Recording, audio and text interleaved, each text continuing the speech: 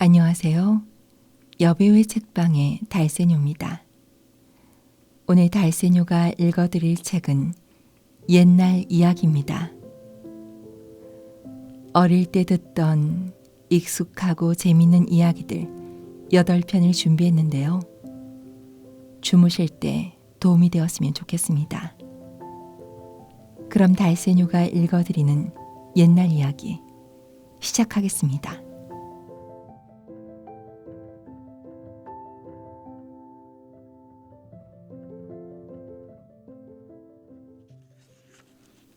배고프니 먹고 보자.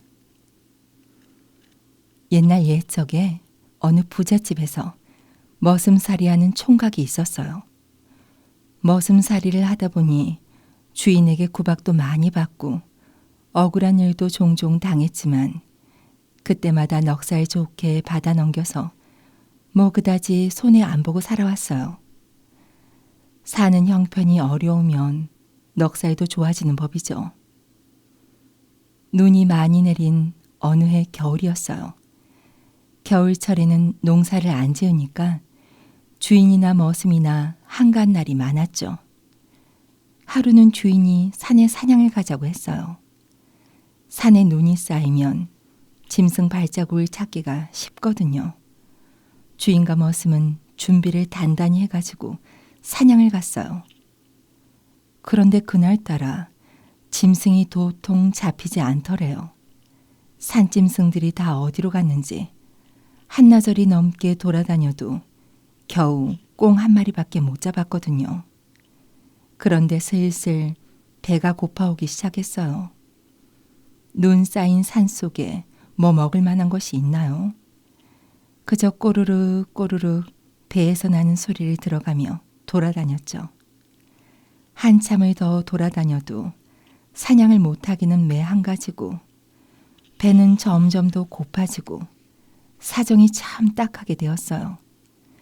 배고픈 것을 못 참기는 주인 쪽이 더했죠. 저는 여태 배골아 본 적이 없거든요. 머슴이야 배골키에 이골이 났으니 이만한 것쯤이야 너끈히 참아내지만 말이에요. 주인이 아무래도 안 되겠던지 머슴더러 꿩을 불에 구우라고 하네요. 머슴은 여기저기 뛰어다니며 마른 삭정이를 따다가 불을 지폈어요. 그리고 꿩을 불 위에 올려놓고 굽기 시작하는데 고기 익는 고소한 냄새가 솔솔 풍기니까 배가 점점 더 고파지거든요. 주인이 가만히 생각해 보니 저놈의 꿩을 둘이 나눠 먹어서야 양이 안 찰 것 같단 말이죠. 그렇다고 머슴더러 먹지 말라 하고 저 혼자 먹을 수는 없었거든요.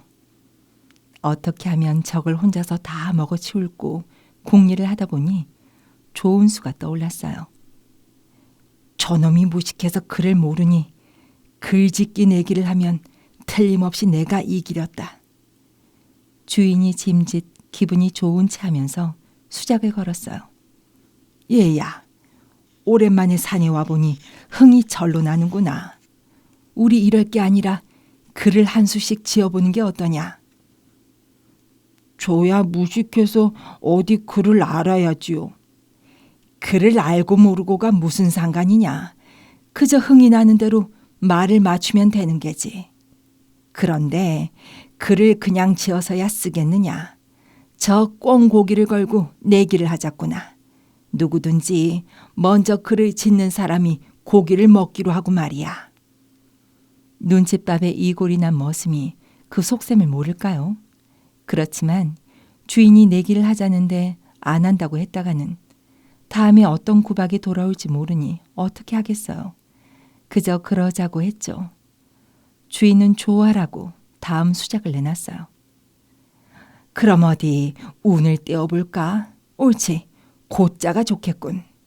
높은 산에 올라왔으니 높을 고자가 제격이지. 고자를 4번 써서 글을 짓는다고요? 그렇지. 어디 그럼 글을 지어볼까?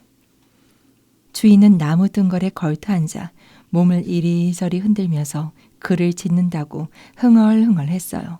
속으로는 저런 무식쟁이하고 글짓기 내기를 하는 판이니 꽁고기는 이제 내 것이나 마찬가지라고 좋아하면서 말이죠.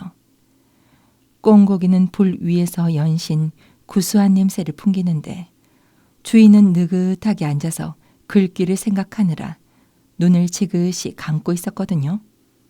이때 머슴이 모닥불 위에 얹힌 꽁고기를 잽싸게 한 점 뚝 떼어 입에 넣으면서 익었구, 설었구, 배고프니 먹고 보자. 이러는 거예요.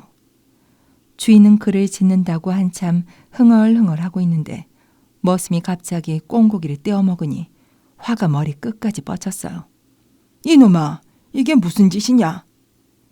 머슴은 고기를 질근질근 씹으면서 능청을 떨었어요. 무슨 짓이라뇨. 누구든지 글을 먼저 지은 사람이 고기를 먹기로 하지 않았습니까? 제가 글을 먼저 지었으니 먹는 것인데 왜 화를 내시는지 모르겠습니다. 뭐라고? 네가 언제 글을 지었단 말이냐? 나리도 참.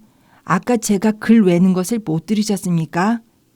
익었고 설었고 배고프니 먹고 보자. 틀림없이 고자를 4번 써서 글을 지었는데 왜 그러십니까?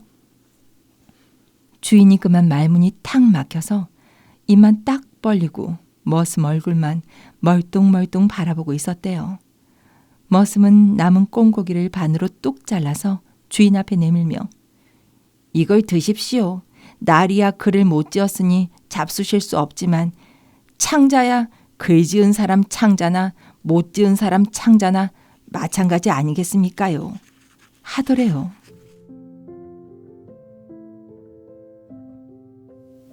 한평생 쓰고도 남는 물건. 옛날 어떤 마을에 살림이 넉넉한 부자가 살았어요. 그 마을에서 둘째 가라면 서러워할 만큼 부자인데도 늘 돈을 더 벌었으면 하고 안달을 하며 살았죠. 이 사람이 하루는 이웃마을 잔치집에 간다고 옷을 잘 차려입고 길을 떠났어요. 한참 가다가 개울을 만났거든요.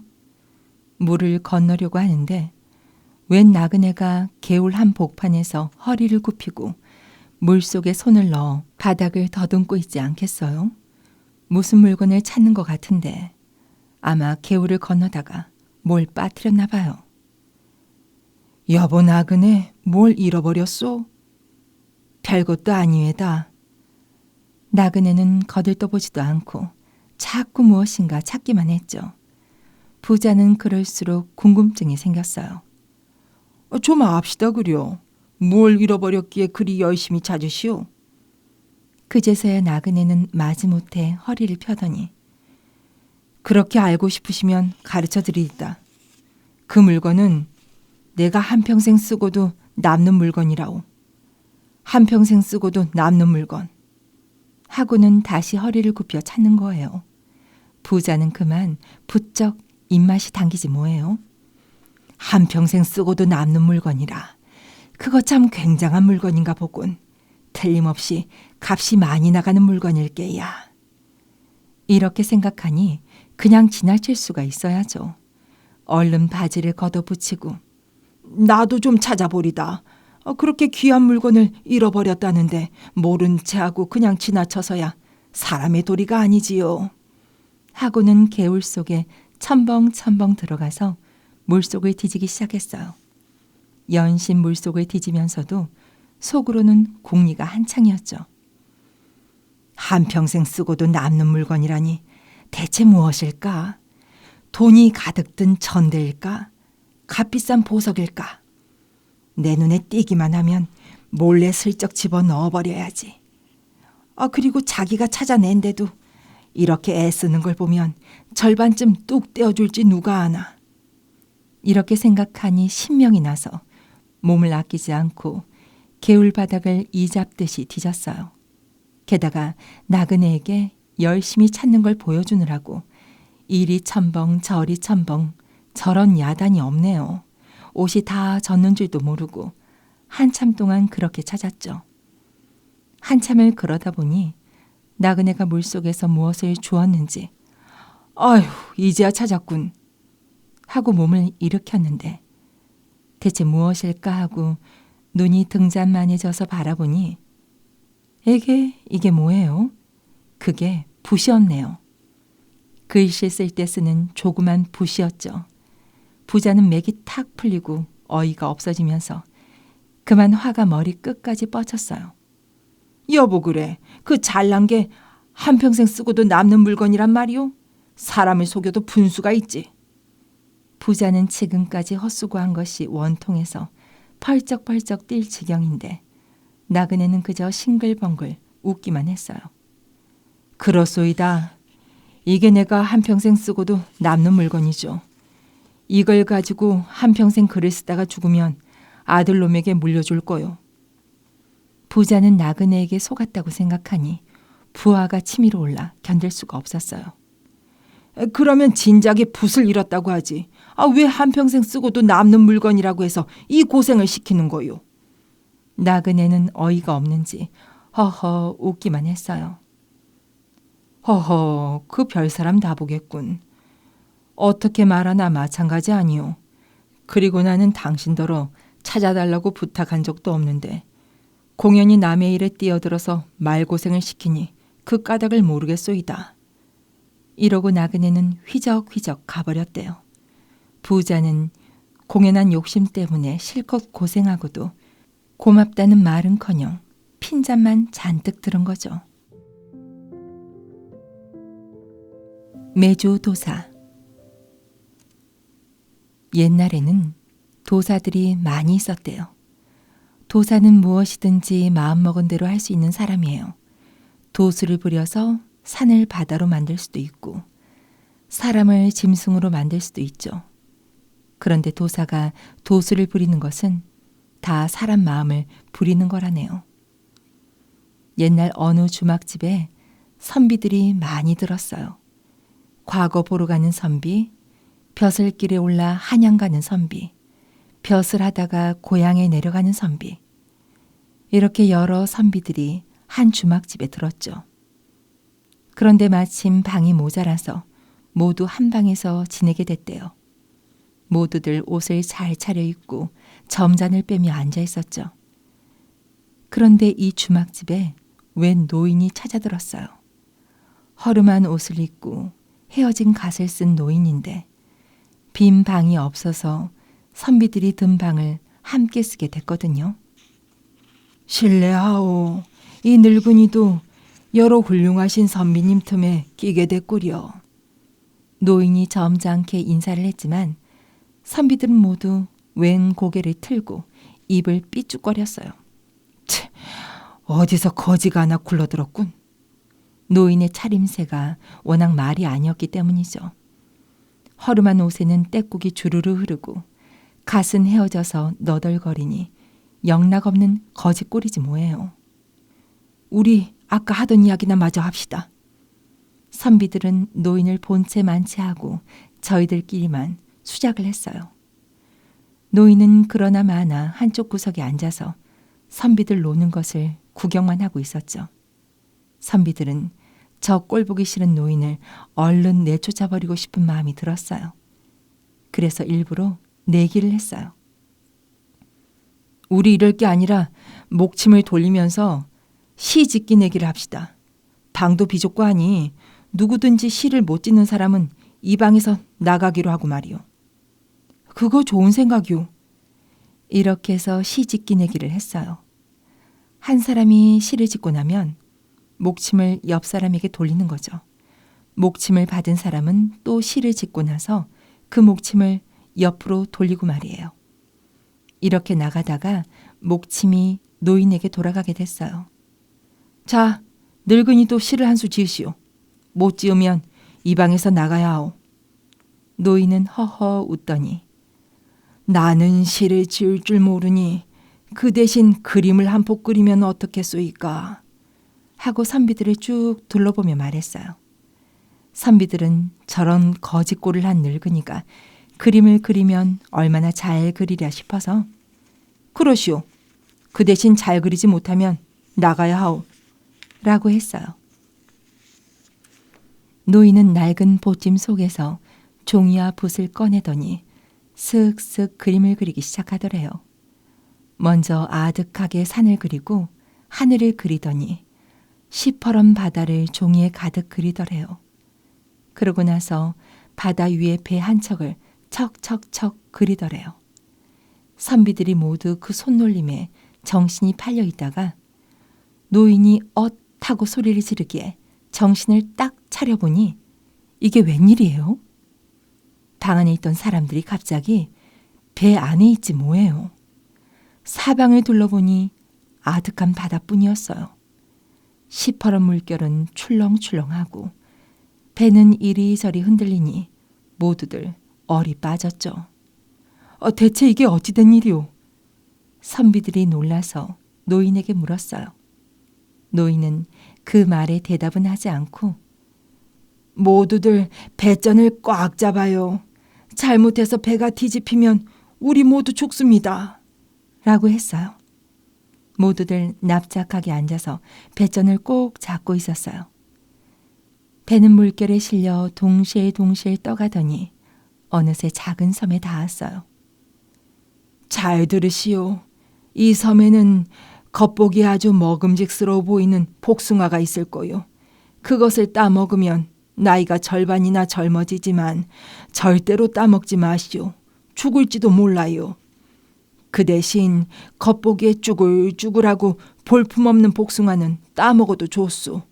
그걸 먹으면 나이가 곱절이나 늙어버리지만 살 길이 생길지도 모르니. 노인이 이렇게 일러주었어요. 섬에는 과연 복숭아 나무에 복숭아가 주렁주렁 많이도 열려있더래요. 어떤 것은 보기에도 먹음직스럽게 반들반들 윤이 나고 어떤 것은 보기에도 흉하게 말라 비틀어져 있었죠. 선비들은 너나 할 것 없이 겉보기에 좋아 보이는 복숭아를 따먹었어요. 나이가 절반이나 젊어진다니까 말이에요. 먹고 나서는 집에 가져가려고 더 따서 주머니에 넣었죠. 어떤 이는 양손에 들고도 모자라 입에 물기도 하고 어떤 이는 소매 속에 집어넣기도 했어요. 그렇게 한참 복숭아를 따다 보니 노인이 오라고 불러요. 가보니 다시 배를 타라는 거예요. 선비들은 이제 집으로 가게 됐다며 좋아라 배를 탔죠. 그런데 한참 가다 보니 갑자기 거센 바람이 불고 물결이 크게 일면서 배가 기우뚱거리기 시작하더래요. 게다가 비도 억수같이 쏟아지고 말이에요. 배가 금방이라도 뒤집혀 버릴 것 같거든요. 선비들은 모두 죽는다고 아우성을 쳤어요. 그러니 노인이 선비들을 막 나무라는 거예요. 당신들이 내 말을 안 듣고 먹지 말라는 복숭아를 따먹어서 이 지경이 되었소. 겉보기만 좋으면 다 좋은 줄 아시오. 겉이 아니라 속내를 볼 줄 알아야지. 이제 하늘의 벌을 받아 우리는 꼼짝없이 죽게 되었소. 그러니 선비들은 울고불고 난리가 났어요. 아이고, 이제 죽었구나. 젊어지는 복숭아를 먹고 젊어져 보지도 못하고 죽는구나. 아이고, 하느님 살려주십시오. 우리가 잘못했습니다.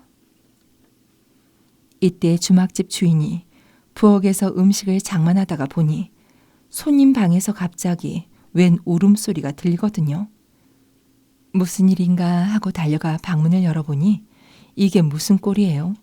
점잖은 선비들이 모두 방바닥에 주저앉아 울고불고 야단났단 말이죠.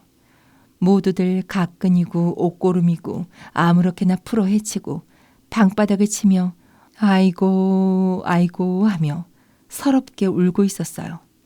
게다가 더 우스운 꼴은 모두들 메주 부스러기를 입에 물고 손에 쥐고 있는 거예요. 가만히 보니 천장에 매달아 놓은 메주 덩어리를 죄다 붓으로 때려놨네요. 주막집 주인이 기가 막혀 선비들을 흔들어 깨웠어요. 점잖으신 선비님들이 이게 무슨 꼴입니까? 정신들 차리세요. 그제서야 정신을 차리고 보니 바다도 배도 온데간데 없었고 자기들은 방에 앉아 있었어요. 옷고름이고 가끈이고 함부로 풀어 헤친 채로 메주덩이를 잔뜩 부서뜨려 입에 물고 말이에요.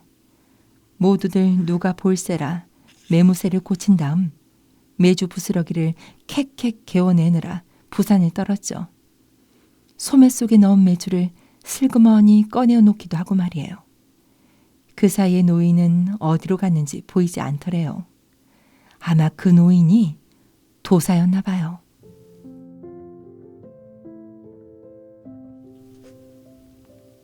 요술 항아리. 옛날에 한 농사꾼이 괭이로 밭을 파 일구고 있었어요. 한창 신나게 괭이질을 하다 보니 괭이 끝에 무엇이 댕그랑 하고 닿는 소리가 나겠죠. 무엇이 묻혀있나 보다 하고 조심조심 파내니까 커다란 항아리가 하나 나오더래요.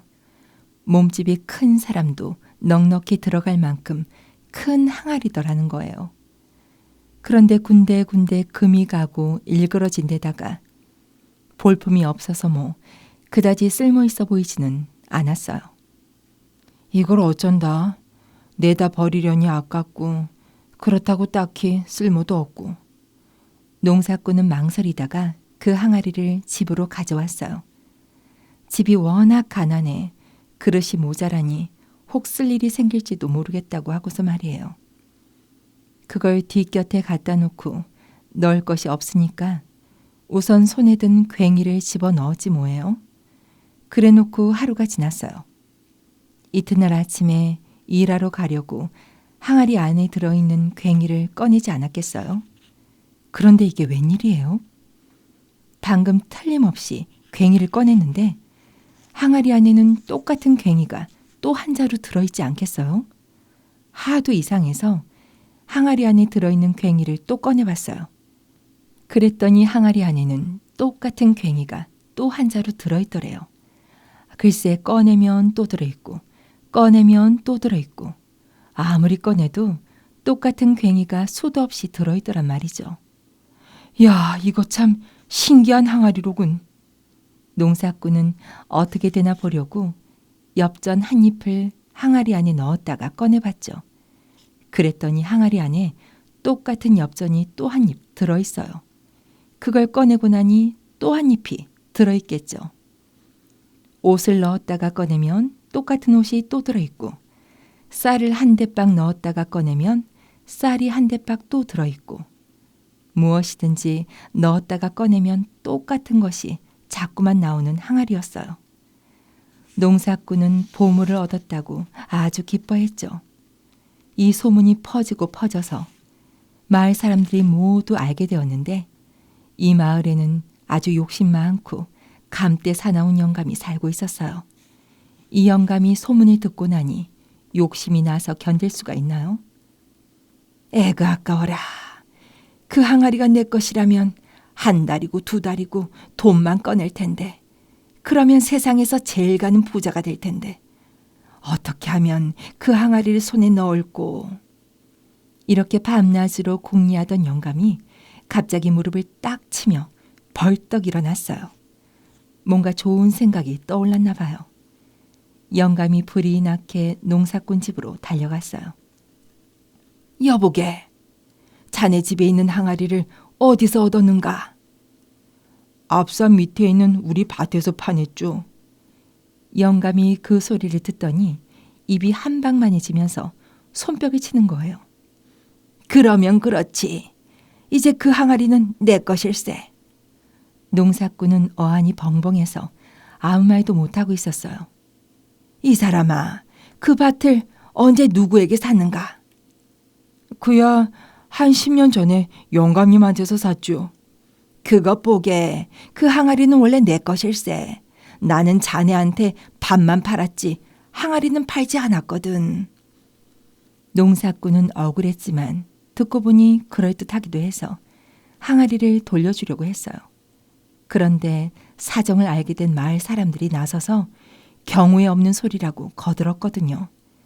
욕심 많고 감대 사나운 영감이 얼마나 미웠으면 그럴까요? 달라거니 안 된다거니 여럿이서 옥신각신하다가 고을 원님에게 가서 재판을 받기로 했어요. 모두들 항아리를 들고 원님을 찾아갔죠. 찾아가서 사정이 이러이러하니 판결을 해 주십사 했단 말이에요. 그런데 원님은 원님대로 항아리에 욕심이 생겼어요. 내가 저 항아리를 가졌으면 임금님도 부럽지 않을 텐데 참으로 남주기 아까운 물건이로다. 드디어 원님이 판결을 내리는데 너희들 말을 들어보니 양쪽 말이 다 그럴듯하다. 원래 밭 임자는 진작에 항아리가 제 밭에 묻혀 있었던 것이니 임자가 될 수 있느니라. 항아리를 파낸 사람은 제 손으로 항아리를 얻었으니 또한 임자가 될 수 있느니라. 그러니 공평하게 하자면 항아리를 반으로 나누어야 할 터인데 그렇게 하면 깨져서 못 쓰게 되지 않겠느냐. 그러니 이 항아리를 나라에 바치도록 해라. 그러면 서로 싸우는 일도 없어질 것이니 좀 좋으냐. 이러는 거예요. 옛날에는 고을 원님 말은 아무도 어길 수 없었어요. 그러니 어떻게 해요? 농사꾼과 욕심쟁이 영감은 입맛만 쩍쩍 다시다가 빈손으로 돌아가 버렸죠. 원님은 입이 해에 벌어져서 항아리를 자기 집 대청에 갖다 놨어요. 그리고 사방팔방 귀하다는 물건을 구하느라 정신이 없었죠. 귀한 물건만 구해다가 항아리에 집어넣을 속셈이었던 거예요. 그런데 이 원님에게는 나이 80이 넘은 아버지가 있었어요. 원님 아버지가 대청에 나와보니 여태 못 보던 항아리가 놓여 있거든요. 무엇이 들어있나 하고 발돋움을 해서 큰 항아리 속을 들여다봤어요. 어두워서 잘 안 보이니까 자세히 보려고 고개를 항아리 안으로 쑥 들이밀었죠. 그러다가 그만 항아리 속에 쑥 빠지고 말았지 뭐예요. 이거 참 큰일 났네요. 원님이 귀한 물건 구하느라고 분주하게 돌아가다 보니 아범아, 아범아, 나 좀 꺼내다오 하는 소리가 들리지 않겠어요? 얼른 달려가 보니 자기 아버지가 항아리 속에 들어가 있거든요. 아이고 아버지, 거긴 왜 들어가셨어요? 간신히 아버지를 꺼내놓고 보니 항아리 안에서 또 소리가 들려요. 아범아, 아범아, 나 좀 꺼내다오. 항아리 속을 들여다보니 자기 아버지가 또 거기에 들어있겠지 뭐예요. 겨우 꺼내놓으니까 또 항아리 안에서 소리가 들려요. 아범아, 아범아, 나 좀 꺼내다오. 아버지를 꺼내놓으면 또 항아리 안에 아버지가 들어있고 꺼내놓으면 또 들어있고 자꾸 꺼내다 보니 온 대청이 원님 아버지로 가득 찼어요. 원님은 아버지를 꺼내다 말고 누가 진짜 아버지인지 알아보려고 아버지 하고 불러봤죠. 그랬더니 수많은 아버지들이 다 같이 왜 그러느냐 하고 대답하겠죠. 원님은 기가 막혀서 아버지를 더 꺼내지도 못하고 멍하니 서 있기만 했어요. 그런데 항아리에서 나온 원님 아버지끼리 서로 싸움이 붙었지 뭐예요. 다들 썩 물러가거라. 내가 진짜 원님 아버지다. 네가 뭔데 원님 아버지 행세를 하려고 드느냐. 나야말로 진짜 원님 아버지다. 뭐라고 가짜 주제에 큰 소리를 쳐? 내가 진짜인 줄 모르느냐. 이렇게 서로 실랑이를 하며 옥신각신하는 거였어요. 수많은 원님 아버지들이 서로 밀고 당기고 엎치락 뒤치락 하다가 항아리에 그만 딱 부딪혔어요. 그러자 항아리가 와장창 깨져버렸지 뭐예요. 항아리는 못 쓰게 되었고 아버지는 대청에 가득하고 원님은 하도 어이가 없어서 한숨만 푸푸 내쉬고 있더래요. 제 욕심에 제가 당한 거죠 뭐.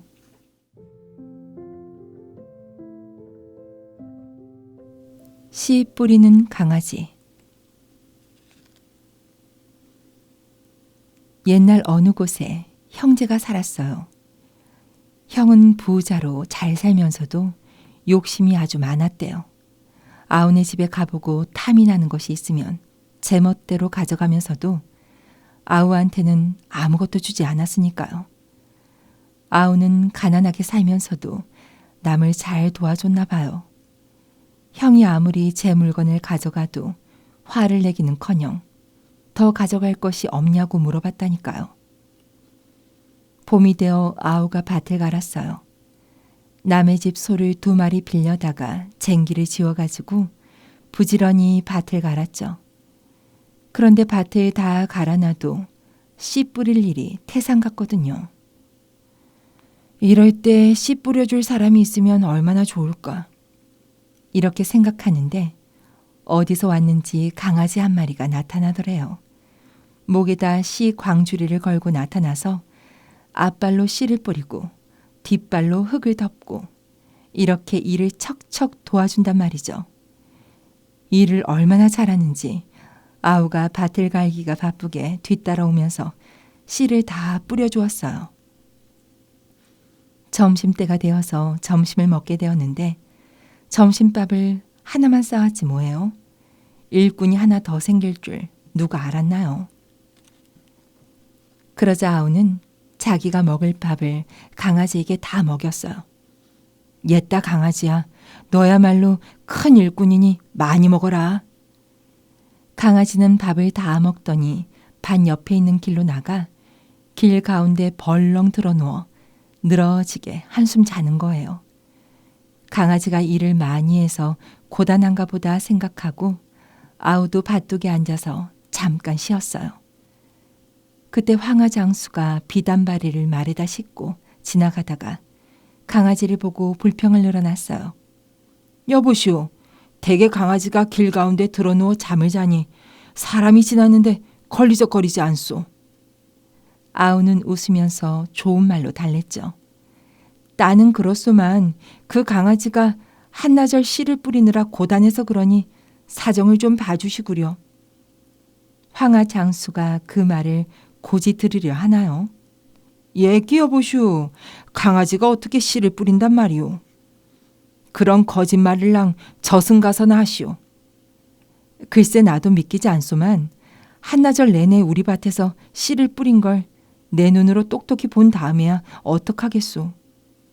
그래도 황하장수는 믿을 수 없었던지 내기를 하자고 그러네요. 그 말이 정말이라면 내가 가지고 있는 비단을 다 주리다. 그 대신 거짓이면 대개 소 2마리를 주시오. 그게 소원이시라면 그렇게 하세요. 아우가 일어나 밭을 갈기 시작하니까 강아지가 발딱 일어나더니 씨광주리를 목에 걸고 밭으로 쭈루루 달려오지 뭐예요. 그러고는 앞발로 씨를 뿌리고 뒷발로 흙을 덮고 아주 부지런을 떨면서 일을 한단 말이죠. 보고 있던 황하장수는 입을 딱 벌리고 그 모양을 바라보고만 있었어요. 어떻소? 이제야 믿겠소? 그거 참 신기한 강아지로군. 약속한 대로 비단을 다 주리다. 그럴 거 없소. 누군들 강아지가 씨를 뿌린다는 말을 고지 듣겠소? 어서 가던 길이나 가시구려. 그 뒤로도 지나는 사람마다 그 모습을 보고 신기한 강아지라고 입이 닳도록 칭찬을 했어요. 그러다 보니 이 소문이 쫙에 퍼졌나 봐요. 욕심쟁이 형이 소문을 듣고 달려왔어요. 달려와서는 이 어리석은 놈아, 그래 그 신기한 강아지를 공짜로 구경시킨단 말이냐? 하고 펄펄 뛰더니 그 강아지는 내가 좀 빌려가야겠다. 하고 강아지를 데리고 가버리지 뭐예요. 형은 자기 집 소 2마리를 끌고 강아지를 데리고 가서 밭에 갈았어요. 형이 소를 몰고 밭을 가는 동안 강아지는 앞발로 씨를 뿌리고 뒷발로 흙을 덮고 일을 아주 잘했어요. 그런데 점심때가 되자 형은 싸가지고 온 점심밥을 혼자서 다 먹어버리고 강아지에게는 밥알 하나도 주지 않더래요. 강아지는 쫄쫄 굶고 있다가 길 가운데로 가서 드러누웠죠. 형은 옳다구나 하고 사람이 지나가기만을 기다렸어요. 마침 소금 장수가 소금을 한 짐 지고 지나가는 걸 보고 형이 대뜸 불러 세웠어요. 여보시오, 길 가운데 들어놓은 강아지가 어떤 강아지인 줄 아시오? 그 강아지로 말하자면 저 혼자서 씨를 뿌리는 신기한 놈이라오. 에이, 농담 마시오. 아, 그럼 내기하시려오? 내 말이 정말이면 그 소금짐을 다 주시오. 만약 거짓이면 이 소 2마리를 줄 테니. 그러지요. 형은 소금 한 짐 벌었다고 좋아라 하며 밭을 갈았어요. 그런데 이게 웬일이에요? 형이 밭을 갈아도 강아지는 꼼짝도 않고 누워있는 거예요. 밥을 못 먹어서 기운이 빠졌는지 아무리 불러도 못 들은 채 하고 잠만 자지 뭐예요. 그래서 형은 소 2마리를 잃고 말았어요. 형은 화가 머리 끝까지 나서 잠자는 강아지를 냅다 걷어찼죠. 그 바람에 강아지는 그만 죽고 말았어요. 형은 죽은 강아지를 아무데나 내버리고 씩씩거리며 집으로 돌아왔어요. 아우가 강아지를 찾으러 형네 집에 가보니 강아지는 없고 형 혼자서 씩씩거리고 있거든요. 형님, 강아지 구경시키고 돈 많이 버셨나요? 이놈아, 너 때문에 소 2마리만 잃었다. 그 못된 놈의 강아지가 말을 안 듣지 뭐냐. 그래서 걷어찼더니 죽어버리더라. 아이고 형님, 그 불쌍한 것을 죽이다니요. 아우는 울면서 강아지를 찾으러 갔어요. 죽은 강아지를 안고 집에 와서 뒤뜰에 고이고이 묻어주었대요. 그런데 이듬해 봄이 되니까 강아지 무덤에서 파란 싹이 돋아나더래요. 이 싹이 무럭무럭 자라더니 커다란 배나무가 되었어요. 가을이 되니까 그 배나무에서 참배가 주렁주렁 열리는데 어찌나 달고 맛있는지 몰라요.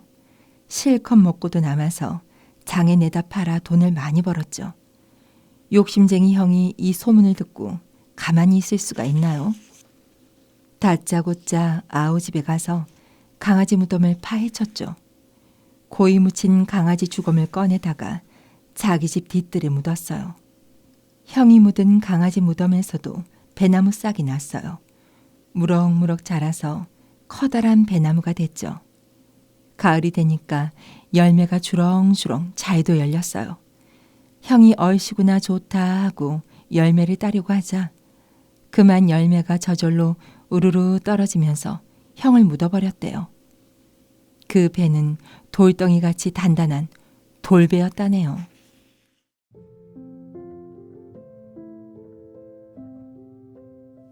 팥죽 할멈과 호랑이. 옛날 어느 산골에 할머니가 혼자서 살았대요. 혼자 살면서 콩도 심고 팥도 심고 농사를 지었어요. 하루는 팥밭을 메고 있는데 집채만한 호랑이 한 놈이 어기적 산에서 내려와서 할멈, 나하고 밥 매기 내기 하자. 할멈이 이기면 그만이고 내가 이기면 할멈을 잡아먹고 이러거든요. 할머니가 듣고 보니 기가 막혀요. 뭐 그런 얘기가 다 있느냐 말이에요. 그래도 호랑이가 우격다짐이니 어떻게 하겠어요. 할 수 없이 밥 매기 내기를 했죠. 그런데 그 호랑이가 그 큰 발톱으로 호비작 매 나가니까 따라갈 수가 있어야죠. 그래서 결국 할머니가 졌어요. 호랑이란 놈이 입을 딱 벌리고 내가 이겼으니까 잡아먹어야지 하고 덤벼들거든요. 아이고 호랑아, 내가 이 팥밥 매느라고 무진 고생을 했는데 이 팥을 다 키워서 팥죽이나 쏘놓고든 잡아먹어라.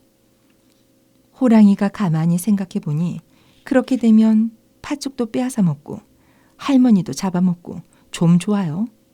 그럼 그러지 하고 산으로 올라갔어요. 할머니가 팥을 다 갖고 와서 이제 거둘 때가 되었죠. 팥을 거두고 있는데 호랑이가 내려왔어요. 할멈, 잡아먹으러 왔다. 이 팥을 다 거두어서 팥죽이나 쏘놓고든 잡아먹어라. 그러니까 호랑이는 그냥 돌아갔어요. 팥죽 먹을 욕심으로요. 할머니가 팥을 다 거두어서 떨었어요. 떨어가지고 키에 담아 까부는데 호랑이가 찾아왔어요. 할멈, 잡아먹으러 왔다. 그래, 이 팥을 다 까불어서 내일 저녁에 팥죽 쏘놓고든 와서 잡아먹어라. 그래서 호랑이는 또 그냥 돌아갔죠. 이튿날 할머니가 팥죽을 쏘어서 한 동이 퍼놓고는 앉아서 울었어요. 죽게 되었으니까요. 한참을 엉엉 울고 있는데 달걀이 대굴대굴 굴러와 할머니, 할머니 왜 울어? 오늘 저녁에 호랑이한테 잡아먹히게 돼서 운다. 팥죽 한 그릇 내주면 내가 당하지. 그래서 팥죽 한 그릇을 줬어요. 주니까 먹고 나서 부엌 아궁이에 묻어달래요. 부엌 아궁이에 달걀을 묻어주고 또 엉엉 울었죠. 울다 보니 자라가 엉금엉금 기어와 할머니, 할머니 왜 울어? 오늘 저녁에 호랑이한테 죽게 돼서 운다. 팥죽 한 그릇 주면 내가 나서지. 그래서 또 한 그릇 줬어요. 자라는 팥죽을 먹고 나서 물두멍에 넣어달래요. 물두멍에 넣어주고 또 엉엉 울고 있으니까 맷돌이 왈캉달캉 굴러와서 할머니, 할머니 왜 울어? 오늘 저녁에 똑 죽게 돼서 운다. 팥죽 한 그릇 주면 내가 맞서지. 그래서 또 한 그릇 줬어요. 그랬더니 맷돌은 부엌 천장에 매달아 달래요. 그래서 매달아 줬죠. 그러고 나서 또 엉엉 울고 있으니까 송곳이 팔딱팔딱 뛰어와서 할머니, 할머니 왜 울어? 오늘 저녁에 죽게 돼서 운다. 팥죽 한 그릇 주면 내가 거들지.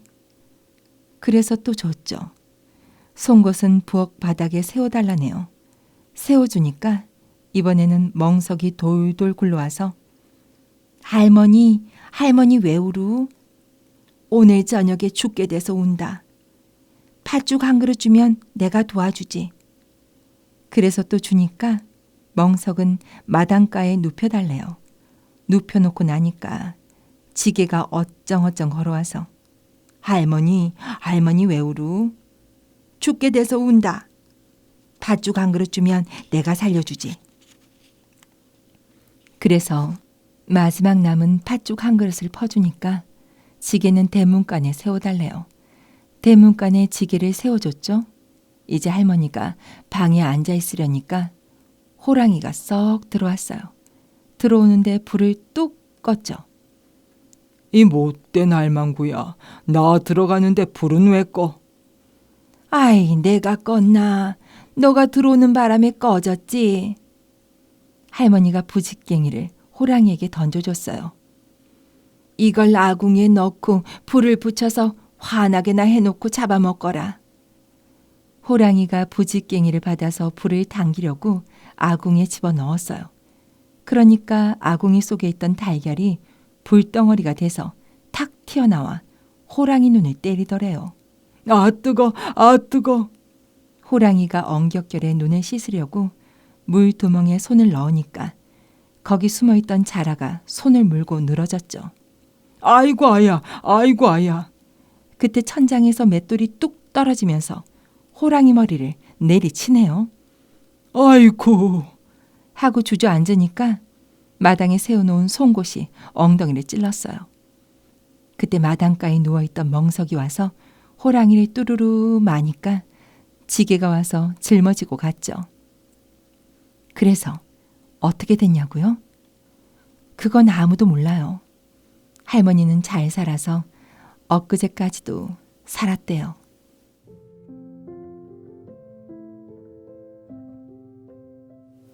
장돌뱅이 도둑.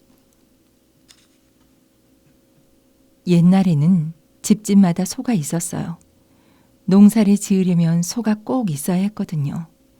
소에다 쟁기를 지워 논밭도 갈고 소 등에 무거운 짐도 실어 나르고 이렇게 했죠. 한 농사꾼이 소를 2마리 길렀어요. 어미소 1마리하고 송아지 1마리를 길렀죠. 그런데 조상님 제삿날이 다가오게 됐어요. 제사를 지내려면 고기야 떡이야 과일이야 음식을 많이 장만해야 하니 돈이 들지 않겠어요? 그런데 마침 집에 돈이 없어서 송아지를 팔기로 했어요. 어미소는 농사를 지어야 하니까 팔아서는 안 되겠고 그러니 어쩔 수 없이 어린 송아지를 팔 수밖에 없었죠. 이 사람이 송아지를 끌고 장에 갔어요. 장에 가서 좋은 값을 받고 팔았죠. 배가 고픈데도 돈을 아낀다고 국밥 한 그릇 안 사 먹고 그냥 돌아섰어요. 돈을 허리춤에 잘 간수해가지고 집으로 돌아오는 길인데 아뿔싸 고갯마루에서 도둑을 만났어요. 가파른 고갯길을 올라오느라 가빠진 숨을 고르고 있는데 개 섞어라 하고 웬 험상궂은 놈이 뒤따라오더니 가진 돈을 다 내놔라. 송아지 판 돈을 다 내놔. 하고 을러대지 않겠어요? 이 도둑이 장에서 송아지 판 것을 다 보고서 뒤따라왔나 봐요. 뒤따라오다가 호젓한 고갯마루에서 덮친 거죠. 송아지 판 사람이 정신을 가다듬고 차근차근 이야기를 했어요. 여보시오, 무슨 사정으로 이런 짓을 하는지 모르겠으나 이 돈은 조상님 제사를 모실 돈이오. 그러니 며칠만 참아주시오. 그러니 도둑이 어이가 없었나 봐요. 며칠만 참으라니. 그러면 며칠 뒤에 돈을 주기라도 하겠다는 거냐? 보아하니 사정이 딱한 것 같은데 제사를 지낸 다음에 내가 돈을 마련해 주겠소. 도둑이 그 말을 믿을 리가 있나요? 누가 그 말을 믿을 줄 아느냐. 그런 말로 나를 속이고 도망가려는 게지. 잔말 말고 어서 돈을 내놔. 이렇게 옥신각신하는데 마침 고을 원님 행차가 그 길을 지나게 됐어요. 원님이 가마를 높이 타고 사령과 나조를 거느리고 지나가다가 그 모습을 보게 됐죠. 웬 사람들이 길에서 저렇게 소란을 피우고 있느냐. 어서 불러서 까닭을 알아봐라. 그래서 두 사람이 원님 앞에 불려갔어요. 도둑은 이제 죽었구나 하고 벌벌 떨었죠. 남의 돈을 빼앗으려고 했던 일이 다 들통나게 될 테니까 말이에요. 그런데 송아지 판 사람은 원님에게 사실대로 일러바치지 않고 다른 말을 하는 거예요. 저 사람은 제 친구인데 제가 오래전에 저 친구 돈을 빌려 쓴 일이 있습니다. 오늘 길에서 오랜만에 만나 저 친구는 어서 돈을 갚으라 하고 저는 며칠만 참아달라고 하고 그러느라고 좀 시끄럽게 되었습니다. 원님이 들어보니 대수롭지도 않은 일이거든요. 그래서 서로 잘 의논해서 좋게 해결하도록 해라 하고 그냥 가버렸어요. 도둑은 관가에 끌려가서 호된 벌을 받을 줄 알았는데 일이 이렇게 되고 보니 고맙기도 하고 쑥스럽기도 했어요. 나쁜 짓을 했는데도 일러 바치기는커녕 오히려 자기를 감싸주니 몸들 바를 모르겠거든요. 세상에 댁 같은 사람이 다 있는 줄 몰랐소이다. 난들 이런 짓을 하고 싶어서 하겠습니까?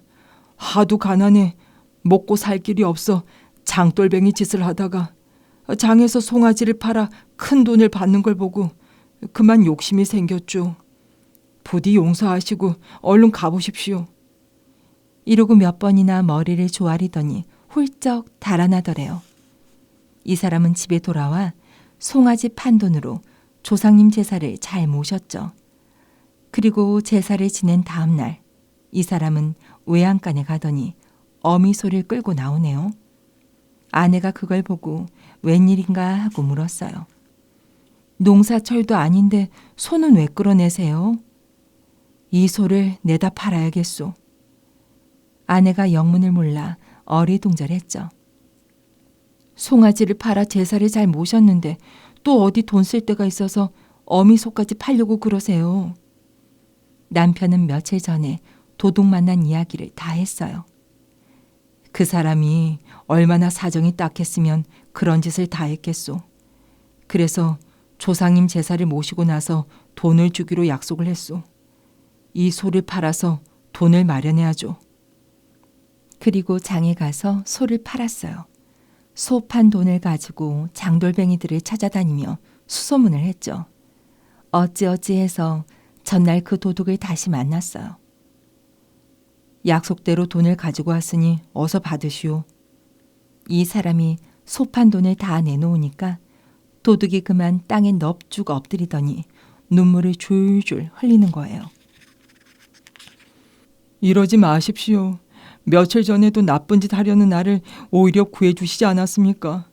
그 은혜만 해도 평생 잊지 못할 터인데 어찌 돈을 받겠습니까? 서로 받으라느니 못 받겠다느니 하다가 함께 소판 사람 집으로 갔어요. 도둑은 아주 새 사람이 된 거죠.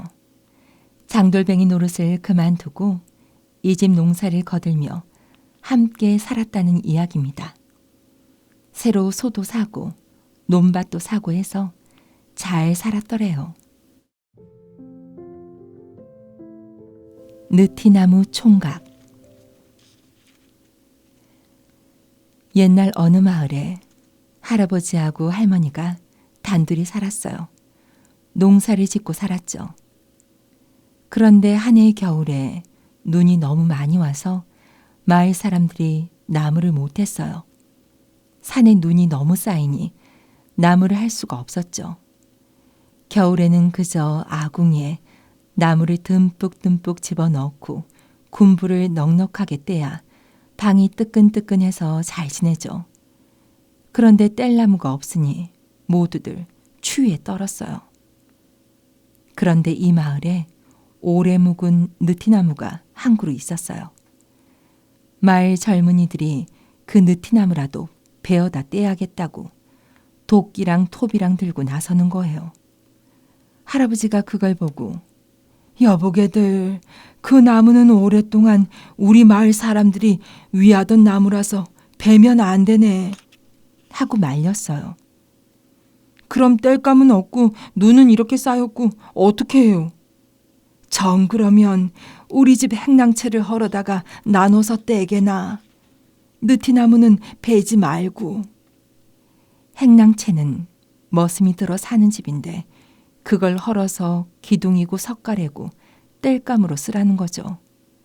그 말을 듣고 할머니가 나와서 걱정을 했어요.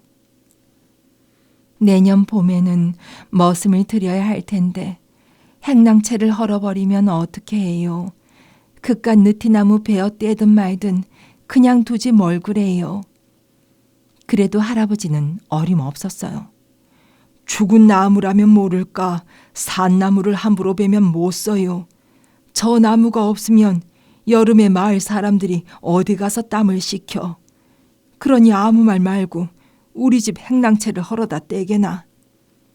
그러니까 마을 젊은이들이 느티나무는 그냥 두고 할아버지네 행랑채를 헐었어요. 집을 헐어버리니 나무가 많이 나올 게 아니에요. 그걸 나누다가 뗄감으로 썼대요. 그래서 모두들 겨울을 잘 났죠.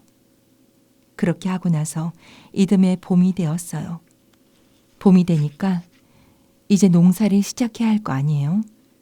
할아버지 할머니는 늙어서 농사 지을 힘이 없으니까 일 잘하는 머슴을 구해야 했어요. 그런데 머슴이 살 행랑채를 헐어버렸으니 어떡하나요? 아무도 머슴 살겠다고 찾아오는 사람이 없더래요. 할머니가 안달이 났어요. 그것 봐요. 행랑채가 없으니 머슴도 못 들이지. 이제 올 농사는 어떻게 할 거예요? 어허, 머슴이 없으면 우리가 농사 짓지. 할아버지는 태평으로 그러고 있어요. 하루는 할아버지가 소죽을 끓이다 말고 방에 들어가서 저녁밥을 먹고 있는데 웬 떡거머리 총각이 왔어요. 이 총각이 아무 말도 없이 소죽을 퍼다가 소에게 먹이고 마당도 쓸고 아주 부지런을 떨면서 일을 했어요. 할아버지가 내다보고는 자네는 어디서 온 누구인데 우리 집에 와서 그러고 있는고 하고 물으니까 이 총각이 이 집에 머슴 살러 왔습니다 하거든요. 듣던 중 반가운 소리였어요. 우리 집에는 행랑채가 없다네. 그래도 머슴을 살 텐가. 괜찮습니다. 낮에 와서 일하고 밤에는 우리 집에 가서 자죠. 그럼 사경은 얼마나 쳐줄까? 저는 일도 잘할 줄 모릅니다. 그저 일 배우는 셈치고 시키는 일만 할 테니 사경 걱정은 마세요. 이렇게 해서 머슴을 두게 됐어요. 이 총각이 날마다 와서 일을 해주는데 일을 참 잘하더래요. 그러다가 모짜리 할 때가 됐는데 이 총각이 좋은 노는 다 놔두고 찬물이 솟아나는 샘가에다 모짜리를 하지 뭐해요.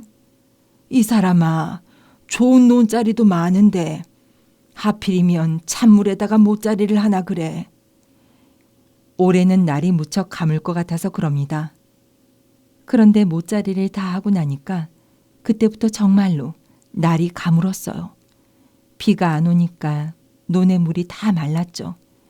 그래서 다른 논에는 모가 다 말라 죽는데 할아버지네 논에는 샘물이 자꾸 솟아나서 모가 아주 잘 자랐어요. 모 심기 할 때가 됐는데 딴 사람들은 모가 없어서 못 심었어요. 물이 말라 모가 죄다 말라 죽었으니까 말이에요. 그런데 할아버지네 모는 얼마나 잘 되었는지 다 심고도 남아서 온 마을 사람들에게 다 나누어 줬어요. 그래서 온 마을 농사가 다 잘 되었대요. 그리고 할머니가 늙어서 팔다리가 자꾸 쑤시고 아프다고 하니까 총각이 할머니 팔다리를 주물러 줬어요. 그러니까 신기하게도 아픈 데가 없어지고 기운이 펄펄 나더래요. 또 할아버지가 이가 빠져서 음식을 잘 못 먹으니까 총각이 할아버지 잇몸을 살살 어루만져 줬어요. 그러니까 글쎄 할아버지 잇몸에서 새 이가 쏙쏙 돋아나더래요. 갓난아기 이 돋아나듯이 말이에요. 그럭저럭 가을이 되어서 가을 거지를 다 하고 나니 총각이 하직 인사를 했어요. 그동안 일 잘 배우고 갑니다. 그동안 우리가 고마웠네. 어쨌든 사경이나 받아가지고 가게. 할아버지가 사경을 쳐주려고 하니까 총각은 저는 사경을 받으려고 일한 게 아니라 은혜를 갚으려고 일한 것이니 그만두십시오. 앞으로도 이 집 농사가 잘 될 것이고 할머니 팔다리도 안 아플 것입니다. 그리고 할아버지 이도 튼튼해질 것입니다. 하고는 훌훌 떠나버리더래요. 이 총각이 바로 느티나무 총각인가 봐요. 오래 묵은 나무는 신통한 힘을 가지고 있어서 이렇게 곧잘 사람 모습이 되기도 한다죠. 그 뒤로 마을 사람들은 느티나무를 더 잘 위하고 농사도 잘 되어서 잘 살았더래요.